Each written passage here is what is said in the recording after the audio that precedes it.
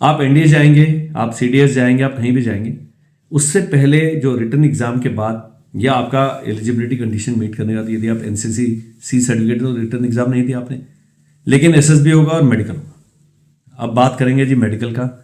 तो मेडिकल जो standards required for the armed forces training are very tough.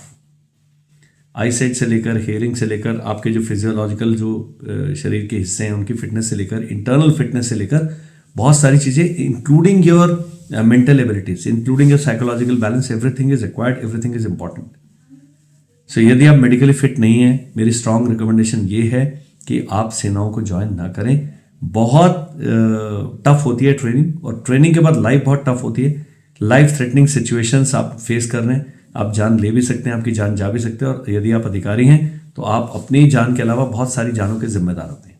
तो if you are not medically fit, armed forces are not for you. Reason is कि वो एक अलग level का fitness चाहिए होती है। एक ऑपरेशन में हम 6000 फुट से रात भर चले और सुबह 13000 फुट पे जाके फायरिंग स्टार्ट हुआ। 7000 फुट पिट्ठू लेके, आरएल के राउंड, रेडियो सेट लेके, बैटरी लेके, ग्रेनेड लेके, AK-47 की 5 मैगजीन लेके, हथियार लेके, और थोड़ा बहुत खाना और एक आधी गर्म जुराब का पैर लेके, ऊपर वो पसीने से गीले होते हैं, फिर then your feet start stinking and infection set होने का खतरा होता है। इतना सब कुछ हो रहा है। अब मैं ये नहीं कह सकता कि आई एम ए कैप्टन तो भाई मेरा बोझा कोई उठाएगा। सब अपने आप अपना वेट लेके चलते हैं। उसकी जो ट्रेनिंग है, इतना आपको टफनिंग अप करना पड़ता है, इतना ज़्यादा आपको रगड़ा जाता है एकेडमीज के अंदर, कि a person who is not medically fit will not be able to withstand the military training. He will get injured, he और शी। तो ये बहुत इंपॉर्टेंट है। अब करना क्या है कि एक प्री मेडिकल आप करवा लें। इंडियन आर्मी की वेबसाइट पे जाएंगे आप, joinindianarmy.nic.in, उस पर एक मेडिकल फॉर्म है 80 पेज का, उसमें फॉर्म 18 पेज के, बाकी इंस्ट्रक्शंस हैं। Please take out the print out of that form, go to the nearest MBBS doctor, go to the specialist and say कि sir please examine me because I want to join the arm forces as an officer. बहुत important है, क्योंकि यदि वो कहेंगे कि आपके ये जो पार्ट्स हैं परमानेंटली इस कैटेगरी के लिए फिट नहीं है, तो you might face rejection even after the SSB interview. तो आपकी इतनी मेहनत खराब हो जाएगी।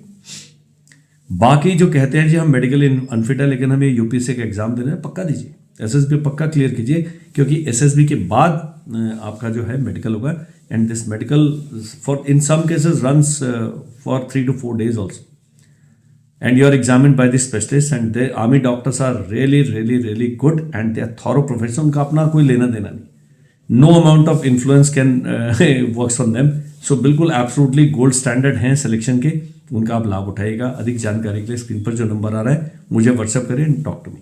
जय हिंद।